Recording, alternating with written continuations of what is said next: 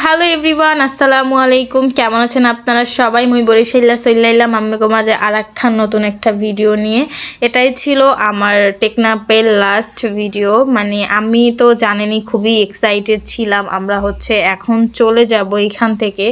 যখন আমি এখানে আসছিলাম দেখেন রাস্তাগুলো কত সুন্দর। যদি এই জায়গাগুলো আমার হইতো না, আমাদের এর পাশে যদি বাসা হইতো না, আমি মনে হয় এই জায়গায় প্রতিটা স্থানে বসে ভিডিও করতাম।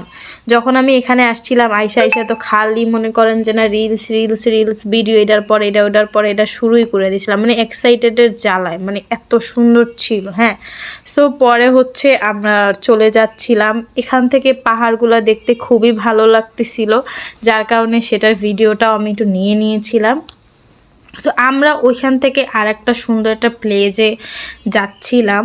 সো ওইখানটাও অনেক সুন্দর ছিল। ওই দিন আমরা অনেক এনজয় করেছিলাম সবাই মিলে, অনেক এনজয় করেছিলাম।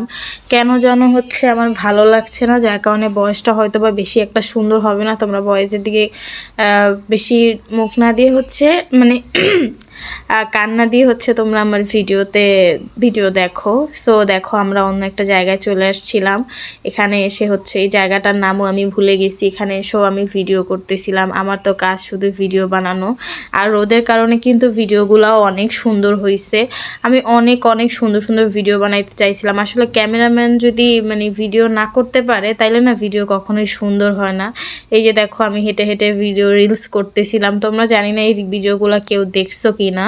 হ্যাঁ, আমি এই ভিডিওটা চাইছিলাম এমন বানাইতে, বালুর মধ্যে ওই যে বাহিরের মেয়েরা হাঁটে না, সেম ওইভাবে বানাইতে চাইছিলাম। আসলে সেম ওইভাবে আমার ভিডিওটা হয়নি, কারণ আমি তো আর প্রতিটা ভিডিওর জন্যই দেখবেন কি ভালো ক্যামেরাম্যান দরকার হয়।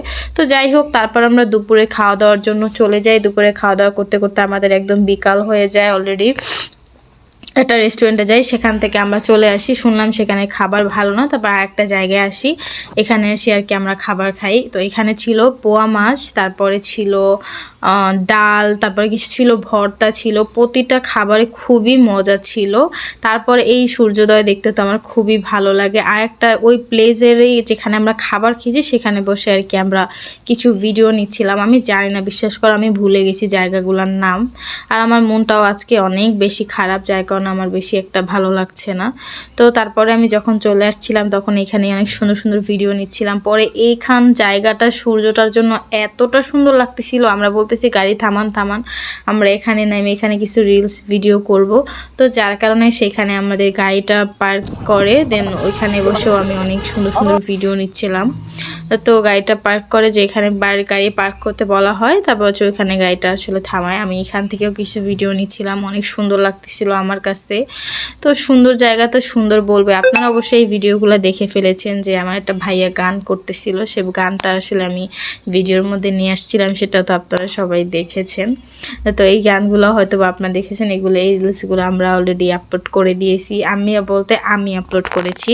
তো এখানে সবাই কাছে জিজ্ঞাসা করতেছিলাম আমার ভিডিওগুলো কেমন লাগে। তারা একজন এক এক্সপ্রেশন দিচ্ছিল, একজন এক কথা বলছিল। ঠিক আছে, আমার কাছে অনেক ভালো লাগছিল। প্রতিটা ভাইয়া, প্রতিটা মানুষ অনেক ভালো ছিল। সবার সাথে অনেক বেশি এনজয় করেছিলাম, বিশ্বাস করেন। আর এই জায়গাটা, এই ভিডিওটা এই সূর্য এত সুন্দর হয়েছে। কক্সবাজারের সবথেকে বেশি সুন্দর একটা ভিডিও করতে পারছিলাম এই ভিডিওটা। যদিও আমার কাছে মনে হয়, আপনারা বলবেন কেমন হয়েছে। তো তারপর যাওয়ার সময় তো অনেক ভিডিও করতেছিলাম। ভিডিওটি ভালো লেগে থাকলে লাইক কমেন্ট শেয়ার করতে ভুলবেন না। আজকের জন্য এখানেই চলে যাব। আর আমার ভিডিও দেখতে আপনাদের কাছে কেমন লাগে অবশ্যই কিন্তু জানাবেন। তো এই নদীটা দেখাতে তো ভুলেই গেছিলাম। এই নদীটার পানিটা একদম নীল, একদম সেন্ট মার্টিনের পানির মতো, খুবই সুন্দর লাগতেছিল। ঠিক আছে, মাঝখান দিয়ে বয়ে দিলাম।